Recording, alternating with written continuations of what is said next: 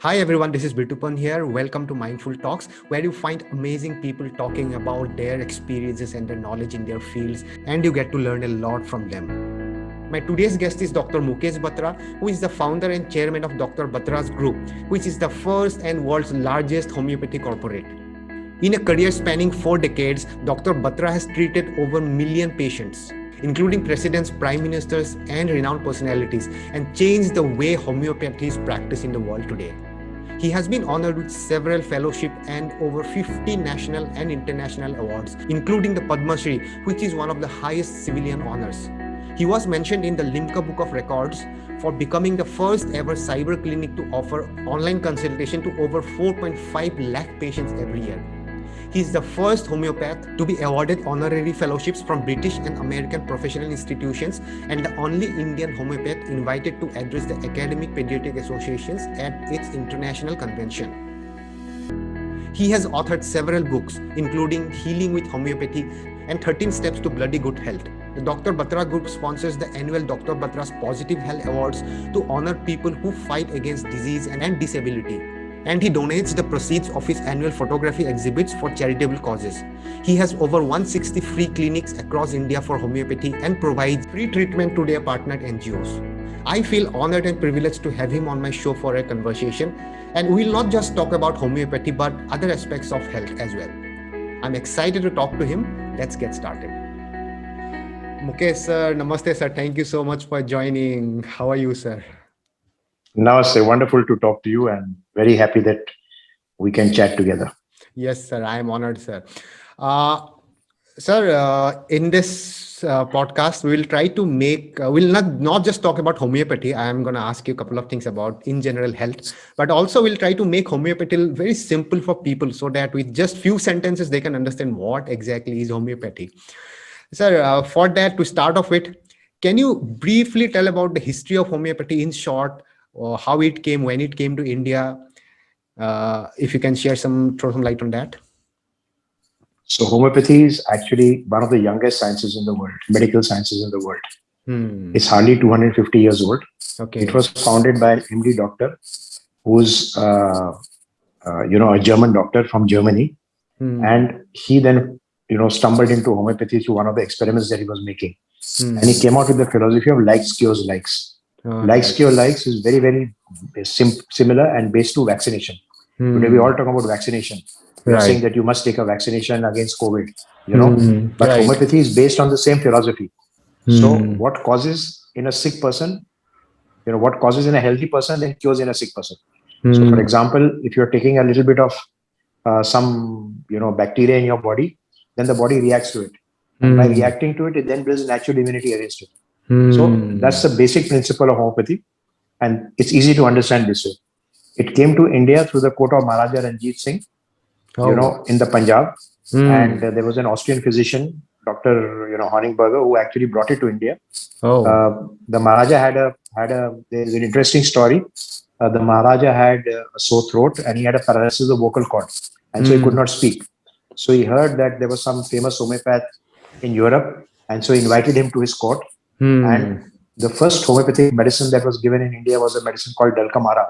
Not Dalkamara. Dilkamara, but Oh, yeah, not okay. Dilkamara. Dalkamara. Dalkamara, It's a is that a homeopathic Hindi medicine. word or it's some other language? No, it is no. It's a Latin word. All And right. so with that medicine, Huh. his paralysis became all right, and he could speak again. So that he then became like a doctor in the court, Hmm. in the Maharaja's court. And from there, then homeopathy spread. Then the missionaries brought it to India as well. They started free clinics for people all over, you know, Hmm. and that's how then it became popular. And ultimately, it was recognized, by the central government. It was legalized as a system of medicine.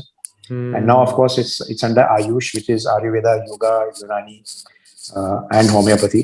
Right. And it's promoted by the government of India. It's also the fastest growing system of medicine in the world. It's growing about 25% every year, back to back for last 5 years. Hmm. While the pharma is growing at 10%, and it's already practiced in about 180 countries over the world legally. And Oh. so it's growing very well, and more people are taking for going for it.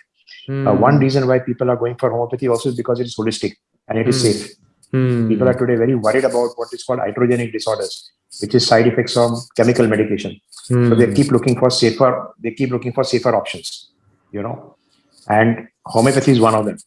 So which is why Ah. there's a, and they're also looking at holistic medicine. So they're not looking at, if, for example, I have a problem, then my backache may not be just physical, it may also be emotional. It may be Right. because I've got a muscle spasm because I'm under stress. So homeopathy treats mind and body together.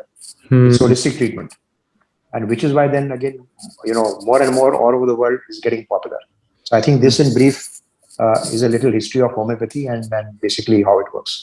I wanted to ask you, like, is it there in all the countries? So 180 countries you said, right? It's almost all the countries now, right?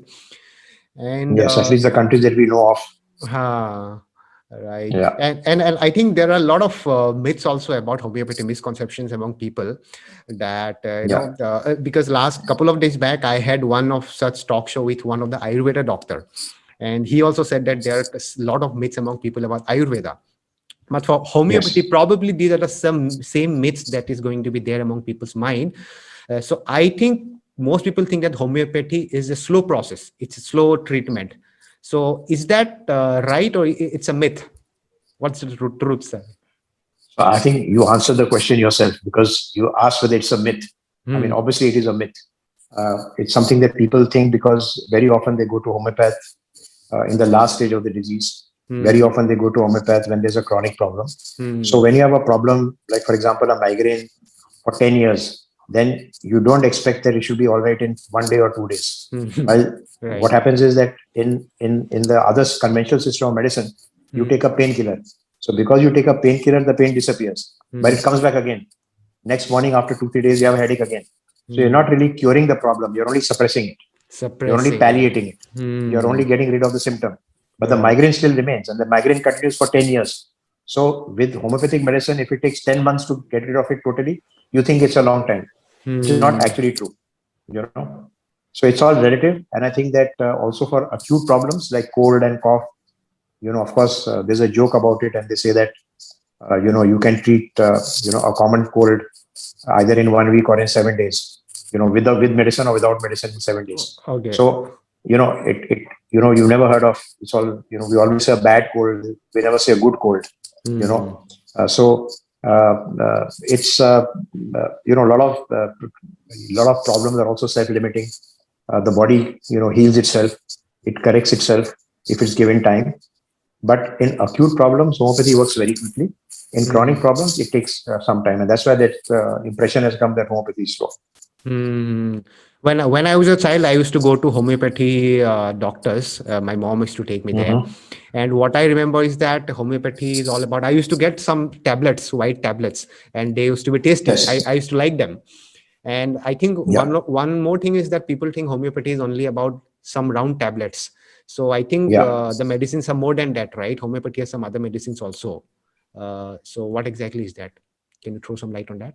So yeah. So normally, homeopaths are actually called candy doctors. Hmm. I'm sure that when you were a kid, you should love your visit to homeopath because I used to love, you got yes. sweet pills instead of Ah, getting injections and instead of getting pain. So right, it's a happy right. experience. Going to Yes, homeopath for a kid is a happy experience, yes. and you still remember it fondly even when you are now outgrown your childhood. Having said that, the pills that are there are only one way of medicating the medicine. So it's only something that is holding the medicine. It's only a Hmm. palatable way. But you can take the medicine in drops somewhere abroad. They're also giving the medicine in injections. There are different ways in which you can take homeopathic medicine. But the most popular way is to take it through a sugar pill, Hmm. which absorbs the liquid.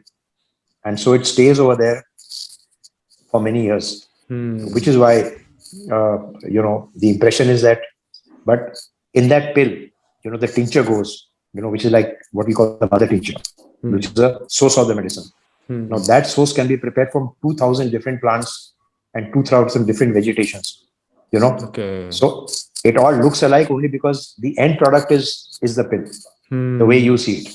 But inside that pill, inside that head, there are 22,000 basic different medicines that go, All right. That's very you nice, know. actually. Yes, So yes. that's, yeah, We just see the end product. We think that it's all the same, right? yes. 2000 Yeah, it's plant not the same. medicines. It comes from different sources. Yeah. Right. Okay. So now I wanted to talk about your book actually, your book 13 Steps to Bloody Good Health. And in that book, you have mentioned about sleep, then hydration, and Hmm. Yes. also other things like breathing.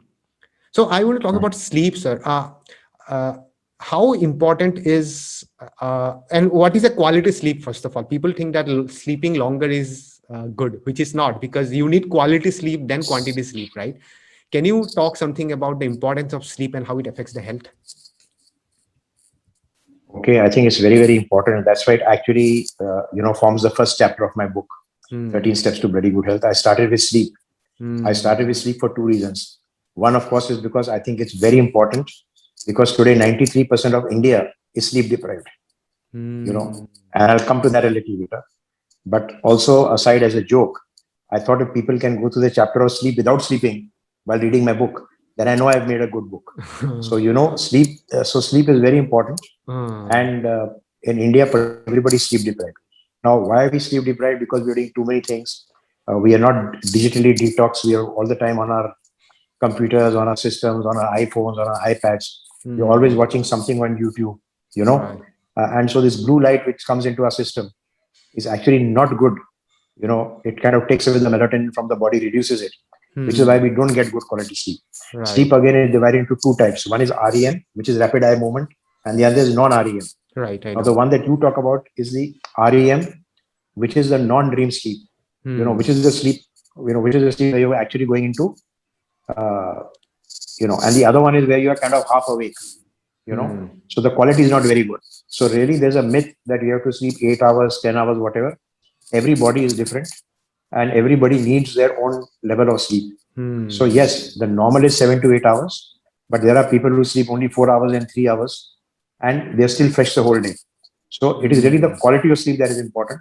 That you must sleep soundly. You must wake up feeling fresh. You know, Hmm. and also there is this body rhythm. So I mean, medically, it is kind of proved now that the best quality sleep comes between 10 p.m. and 4 a.m.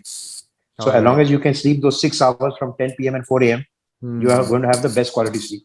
Hmm. So, sir, is And obviously, alarm clock a good thing for the body? I mean, if we put alarm and then wake up, is it like a torture to the body? so yes and no. Okay. So it's not a torture. I would say that's a very strong word, Hmm. but it helps you to wake up at a particular time, Huh. so that your body then gets set into a particular rhythm, which is your Hmm. natural rhythm. So in that sense, it is good.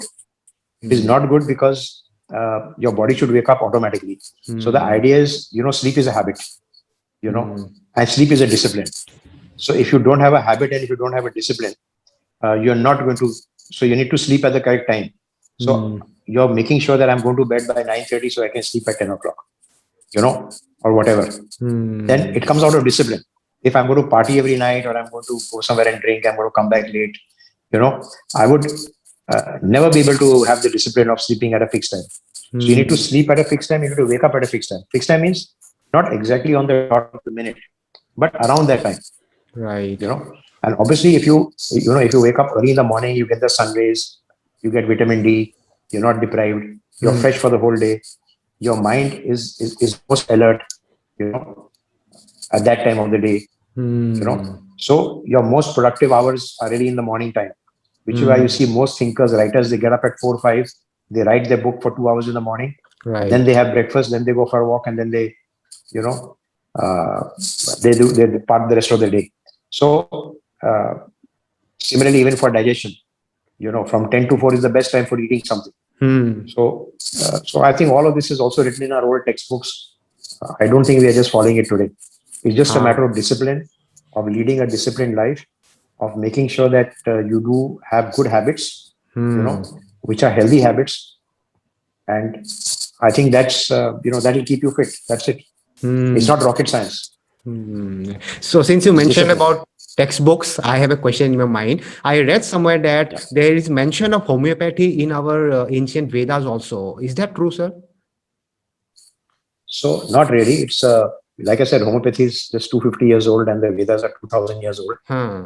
But like I said, the principle of homeopathy is like cures like. So that mention is always there. All right. The You know, principal like I said, mentioned. it's on the basis of homeopathy is. Is like I said, the vaccination therapy of likes cures like, and Hmm. similar cures similars. So that mention is there even in 2000-year-old textbooks. Hmm. I But see. not homeopathy as a science, not the entire philosophy of homeopathy. I see. And you also have spoken about breathing in your book. Now, when I talk about breathing, people may think that, oh, what is there to do with breathing? I mean, everybody are breathing, right? That's why we are alive. But from my research, I know that there is something wrong we are doing in terms of breathing nowadays. So I want to hear from you, sir. What is wrong with our kind of breathing nowadays, and how we can improve our breathing to improve our life? So they say, breath is life and life is a series of breaths. Ah, Because it's, if you breathe, you're alive. If you don't breathe, you're dead. It's as simple hmm. as that. Yes. And they also say that we breathe 20,000 times in a day, take so many breaths every day. Hmm. Hmm. And yoga, Indian philosophy also believes that our breaths are measured. So Hmm. every person breathes so many breaths in a lifetime. So if you exhaust those breaths, you will die earlier. If you Hmm. expand those breaths, you will live longer. That's a Absolutely. philosophy. Yes. But the medical part also is that breathing is very important, and it actually rejuvenates your cells and Hmm. it activates your body. So if you breathe the right way, a lot of your problems are sorted out. Now, Hmm. most of us, we breathe only partly. We only breathe from here. We don't even breathe fully. So we don't take deep breathing. And Hmm. very few of us actually do abdominal breathing. Hmm. We don't breathe through our abdomen, like this. So I think that is what is important, because that activates all your organs in the Hmm. abdomen, Hmm. and that keeps them fit. So it's very important that you learn how to breathe correctly. Hmm. Yoga teaches you that. You know, breathing also aligns your entire system, and Hmm. breathing also allows you to meditate. It also keeps your thoughts away. So if you focus on your breathing when you're closing your eyes, then you're not looking at the outside world. So you're Hmm. at peace with yourself. So breathing is healthy and breathing is also peaceful. So I think Hmm. one should learn how to breathe, even though it sounds very basic and even though Hmm. it's a very subconscious thing that we do.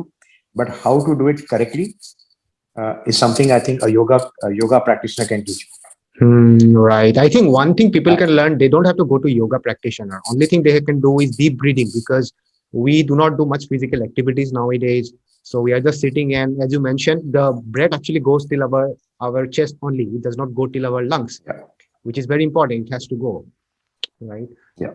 And yeah, one more question, sir. So does homeopathy also works on mental illnesses? Yes, of course. Like I said, it's holistic medicine, it's mind and body. Hmm. Not only on mental illnesses, but it also looks at your past. So it Hmm. also looks at childhood depression. It looks at any kind of family background that you had, which is Hmm. that of isolation. So there are different medicines for this in homeopathy for the kind of situations in childhood which have been repressed emotionally, which has led to the problem today. So it's quite Hmm. possible, for example, that even a child who's got asthma today, could actually have had it because he's had some emotional suppression in the past as a child. Hmm. So I homeopathy see. looks at all of that. So not just the present emotions, but also the past emotions. Hmm. I see. All right. Okay, so sir, my last question is that for someone, let's say someone who does not have much time in their life because of job responsibilities and because of family responsibilities, but they still are concerned about their health. They want to take good care of their health. So, what is the basic minimum things that they can do, or what is the diet that they can follow, and what are the activities that they can do in a very short amount of time, so that they can take good care of their health without going to the gym and without going to a nutritionist? What are the basic things that they can do? So I will mention three things Okay. very quickly. Hmm. Number one is mental health is very important. So think positive. Think positive, right? Always have positive affirmation. Because if your Hmm. mind is thinking negative, your body starts reacting negatively. And Hmm. you then bring about disease in your system. So that is the first thing. Be happy, be healthy. Very clear. Okay. Don't let negative minds, thoughts come in your mind. Be happy, be surrounded by happy people. If you're Hmm. surrounded by negative people, they are going to bring you down. They're going to make you unhealthy. That's the first thing. The second thing is food is nutrition. Food is medicine. So Yes. eat the right kind of food. So the mixture of alkaline acidic food, which I mentioned in my book, The fact that you have sattvic food, as they say in Ayurveda, you know, Sattvic food. Yeah. in homeopathy, we believe, Hahnemann, the founder of homeopathy, said that uh, every man's stomach is like his foot. So he's against the universal diet. So going for fat diets and saying, cut out protein and don't do this and do that is, we don't believe in it in homeopathy. We believe in what suits your body. Everybody's individualistic. So I think if you just have home cooked warm food, and if you cut out all your, fast foods Fast and foods. artificial foods that you have, I think you will be healthy. So that's the basic thing that you should be doing. Have balanced meals, have meals at regular intervals, and have home cooked food. And don't worry about what goes into it. You don't have to do calorie counting. You don't have to do all of that. All these are faddistic things. As long Right. as you are looking after your health, eating the right kind of food. I'm saying today, a lot of the food is also genetically modified. So as Right. long as you can be organic, you can get healthy food, which is cooked, like they say, from farm to table. You know, it's a philosophy, but that's eating healthy food. So I think that's the second part. The third and the final thing, of course, is movement. Today they say, standing is a new smoking. Sorry, sitting is a new smoking. Sitting is a new smoking. Ah, So nice. yeah, sitting is a new smoking.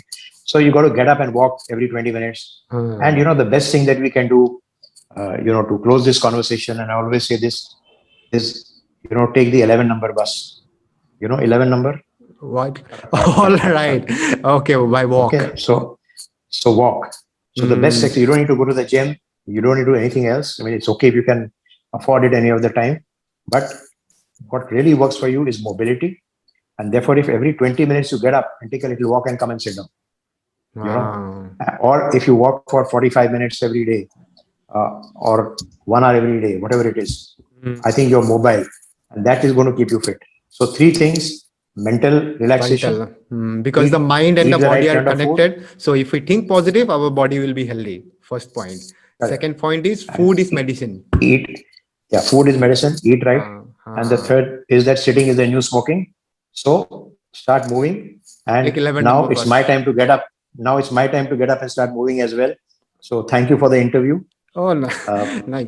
if they if there's anything else that you'd like to ask me, I'm happy to answer. No, no, that was my last question. Anyways, But as I said, okay, but it was really great talking to you, sir. I think viewers must have got lost a lot of health tips from you, a lot of wisdom, and really grateful to you for joining for this conversation.